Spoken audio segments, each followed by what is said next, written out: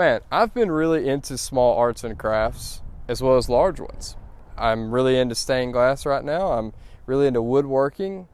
That's two very different things though, and I don't have a workshop in my 500 square foot apartment for sure. If only there was a place that I could go for a small monthly membership and have everything I need right in the same spot.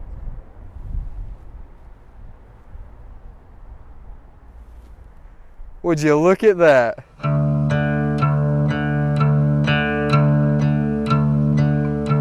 Welcome to Druid City Makerspace and Sawdust and Splinters Makerspace. These people are awesome. If you're a hobbyist, if you're into art, if you're into woodworking, and you don't have a whole lot of tools at home, you gotta come here. With all that being said, follow me inside. We're gonna talk to Tiffany, we're gonna talk to Janet. They're the brains of the operation, and we're gonna figure out just what this place is all about. Let's start off by tell us about you personally. Who are you? Sure. And then we'll move into where are we at with this place. Okay. So I am Tiffany Amerkanian. I am now a business owner and an artist. But in a couple prior lives to get here, I was a former junior high teacher. Did not teach art. I taught math and history, which is an odd combination, but it's a lot of math, black and white, cut and dry, and history more open-ended. Then I became a stay-at-home mom because we moved cross-country when I was 35 weeks pregnant with our second child and had a 2-year-old from Illinois to Oregon. Didn't know a soul out there. So then I stayed home with my kids. We moved here and had our third. And as my kids started to enter school, I wanted to kind of come back to work in a different way. And that's how I ended up owning a business. So this is Druid City Makerspace, and our tagline is a gym for hobbies. Tell me a little bit about who you are personally. Janet. Who am I? So I am originally born in Germany, but my family is from Portugal. My parents were born there and they moved to Germany. I am currently a wife, mother of 2. I studied at the university, so we've been back and forth between here and Europe over the years. And I was a program manager before I quit my job when my son was born. And then I decided to dabble in some laser work, and I started to go back into making some woodworking or just crafting, and that all then led to where I am today. Okay, tell us about your business, the name of it, what it's about, why you started it. So my business is Sawdust and Splinters Makerspace. It's a woodworking makerspace. It originated from my other business, which is roots in Portugal. So I have a woodcraft business where I started to make wood signs, dabble a little bit in building and woodcrafts, and as I was sharing it online, people started asking, hey, can you teach me how to use those tools? Can you show me how to build something? I need to build a shelf, I need to build a table, whatever it was that they wanted. They're like, can you teach me? I was already a member of Druid City Makerspace. I was using their big laser. When we had the conversation that maybe we could partner eventually one day, or I could help her out with something because I do have a laser and I knew how to use all the things. And then the conversation led to my first workshop at my house. We made kids' picnic tables, and then I came to Tiffany and said, should we partner? And I think it was within a couple of months that we found a new space. Now I'm here in the back of the long building, and I own the woodworking makerspace, so any kind of builds that you want to do, you can come in and build with me.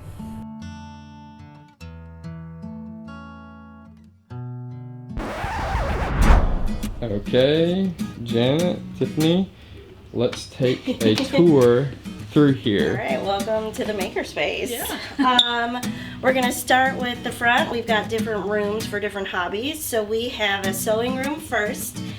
It usually gets a little cluttered because sometimes it becomes the catch-all room. So at the moment we just got some upholstery foam, but we've got our sewing machines on the left. I've got a bunch of paper making supplies in the back, all the thread you need, and then this huge white table will fold down to be a big cutting table. Janet built that for us, so we've got that. We'll go around. We have a large format printer, color copier.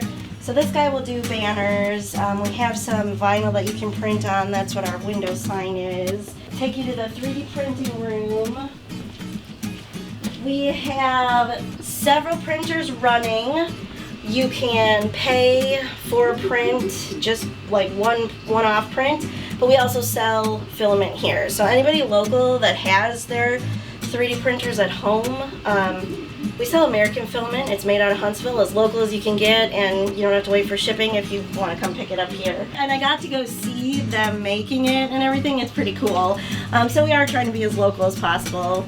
Button presses to make pins, small family business, and a comfy place to hang out.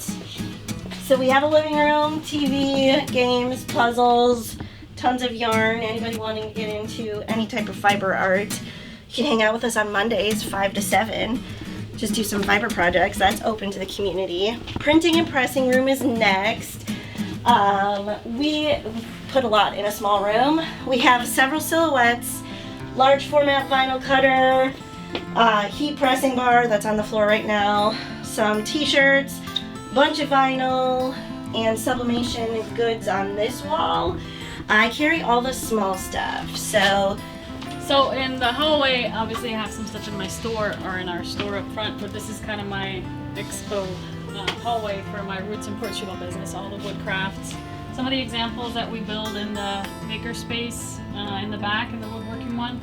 But I do sell wood crafts, so this is my gallery. Incredible. I love these little things. And these are, so you made all these or Yes. no? Oh, wow. You really love art, like woods. Wood art. Like, yeah. And that one is all the different woods, no stain used at all. Right. Gotta brag on that a bit. Okay. It's pretty So beautiful. all hardwoods, no stains. And it's my favorite type of artwork is the wood crafts. I've always wanted to get into it. I like the old like furniture that are a little bit more stylized, you know? Like you know those like lion's feet tables. Right, yeah. I miss stuff like that, Yeah. you know? Grandeur. You can carve some of that, yeah. Yeah. This is kind of what I change out monthly, so it's all drop-in projects. If you don't want to be tied to a specific class, but a blank canvas intimidates you, we have those. But otherwise, I do little different things. I mean, this month I was on with mushrooms. These are just really relaxing to color with paint markers and have a little thing and go on. So I try to change that out. We have some embroidery, paint markers, string art, faux stained glass. Try to pick fun themes. A lot of game stuff coming out, but all different things to just drop in and do something creative. Around the corner, I continue that.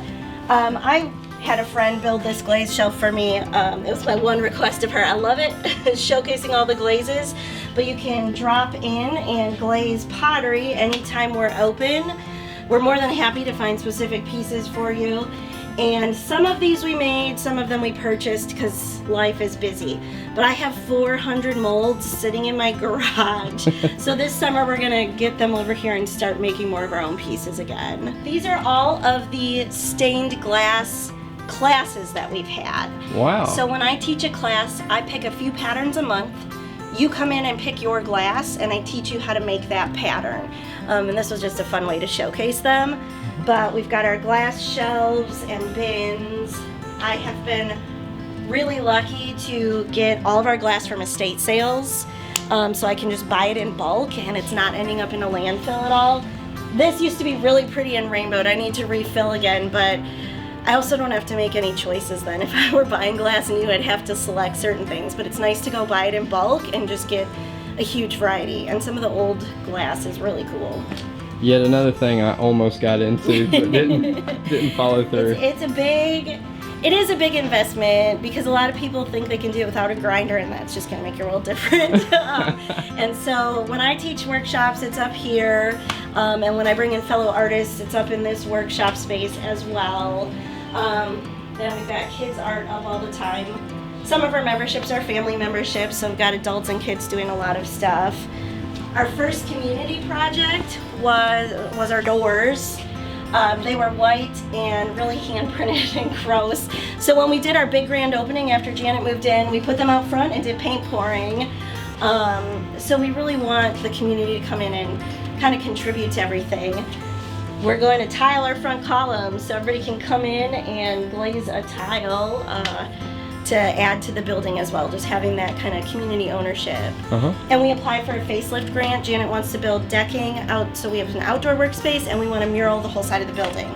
So that's going through all the channels right now. We're really getting art in the community in that way. So we have lockers for members to store stuff. Over here are our lasers. We have a fiber laser. That one's good for leathers and metals. We have 2 CO2 lasers, which is best for wood and acrylic. We can also etch glass on them. Right now, we just removed a huge furnace. So this is just utter chaos. But it is going to be a really cool ceramics area with 2 wheels, a slab roller, some storage shelves. We've got project shelves for you to keep pieces that you're in the middle of working on. And I'm gonna hand it off, and glass grinders and workspace. But I'm gonna hand it off to Janet to explain all the woodworking, because that is not my strong suit. Yeah, so this guy right here is the reason for me partnering with Tiffany, because this was my baby when I was at the old space when Tiffany was running it. So I love this guy or gal. Yeah. I don't know. Which then led me to buy this one, which is a little bit bigger. This got me into talking to Tiffany about maybe getting together and kind of opening up the space for the community with the woodworking side, which I have. This is one of the warehouses where we kind of like split in the middle. So this is my half, where I host members who just want to do more simple projects. You can technically build anything in here. You can build tables and bookshelves and whatnot, but there's a limited amount of tools or a limited type of tools, so you don't have like a table saw or anything like that. You just have the smaller tools, handheld tools, which still gets you a lot to build. Like you can build a lot with hand tools. A lot of people build amazing things with just a hand saw and things like that. So this is the first area, and this is probably going to be the area where I'm going to try to get a lot of kids crafts or like more of the kids things in this space. So we put in a nice new door. I was about. Did you build this door? No, and I have my little doorstop. I had to ask because the stuff that you guys have been making is just incredible. You know, oh my goodness, it's a little hammer. A little doorstop. That's incredible. And this is my big girl workshop. So I have most tools that you would need to make something amazing. There is a garage door that leads to the alley, so any kind of big wood can come through here. If you need like the big panels, you can just drive on down the alley. A humongous saw stop. Saw stop is the safest on the market. It's kind of like an airbag, so when your finger gets close to the blade, it retracts the blade. So That's it's cool. one of the safest ones. It's a 3 horsepower one, and it's got a 52-inch table and a huge outfeed table. So this is like a dream come true for many of the woodworkers. I have a smaller saw stop, which is just a compact one. A 8-inch jointer with a helical head. Laguna 14-inch bandsaw. There's another bandsaw back there that's being refurbished right now. Big old drum sander, open-ended, so 19 and 38 inches. I have a huge vacuum that is going to be set up to suction most of the dust off and most of the, sawdust. DeWalt planer, 13-inch. I have some donated tools, so if anybody has some older tools they don't need or even new tools, I'm okay with that. We have a big old shelf for wood scraps, wood products or clamps, things like that. And then we have a pretty shelf which has most of the hardwoods. So if you can bring wood, you can bring your own wood if you do a project, but I also have some wood in the house that I can sell you for whatever the price is at the time. Routers, belt sanders. I have my Betty Boop scroll saw, which is my favorite. She does a lot of my hardwood cuts on my woodcraft, so her name's Betty Boop. DeWalt miter saw, double bevel, so you can do a bunch of stuff on this huge workbench. I have all the DeWalt tools, so this space here is more focused on DeWalt tools. They're more powerful, and they're just, for the professional, they're better. I feel like that's pretty, what do you call, divisive right there, you know? Yeah, no, either that or Milwaukee. big workbenches. They're on rollers, so if we need to move them anywhere, we can move them. There's a plan for another big workbench, but at this point, we're fine with this. We have what I call my finish room.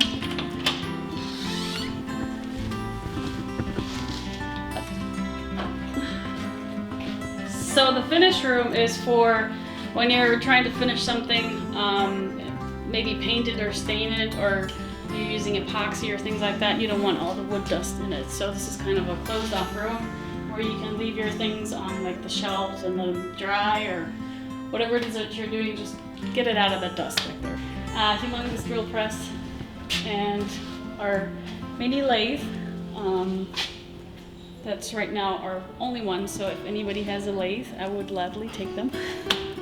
And then we have a spindle router that's being, spindle CNC that's being refurbished right now. There's going to be a big steel frame with it. And we have our Winfinity Makita router, which is the one I'm using at this point to do any kind of crafts that I can come up with. So it's very, very simple to use once you know that little learning curve. There is a software you can use that is Makerspace related, so you can have the software at your house, design it, and then you can come in and just like pop it in and run it. So you don't have to sit here and design it for hours. And that's, I think, pretty much it. Cool. For this shop.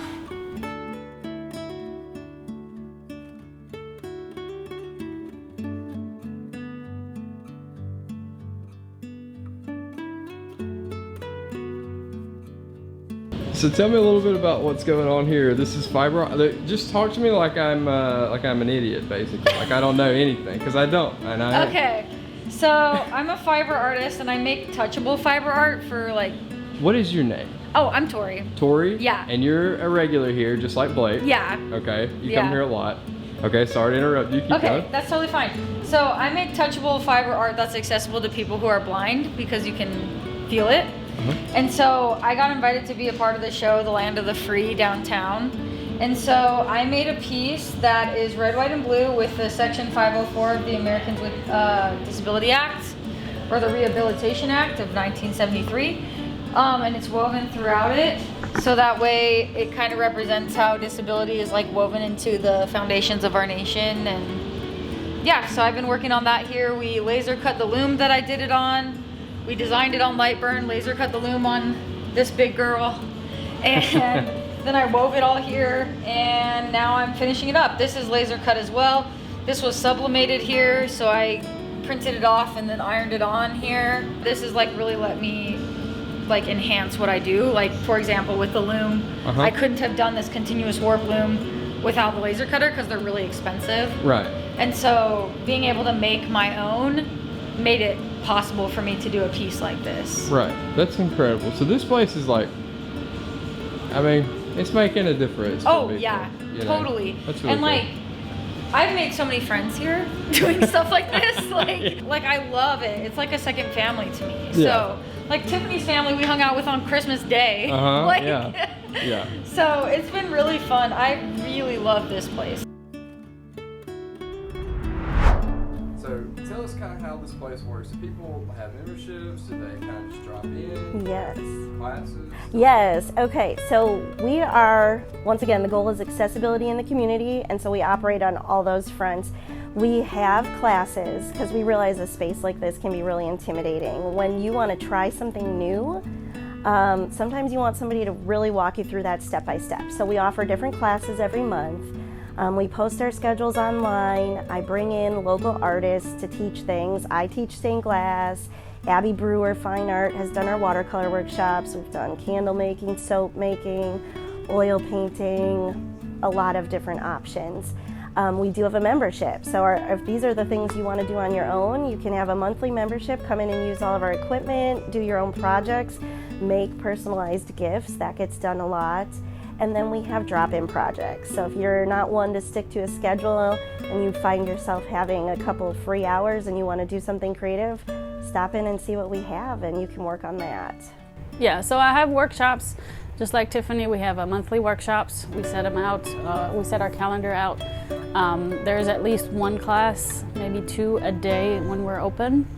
At this point, I am starting to initiate a creative collaborator process where I have a few big things I want to build, but I don't want to just build them and set them somewhere in the corner. So I want to have people who want to build something.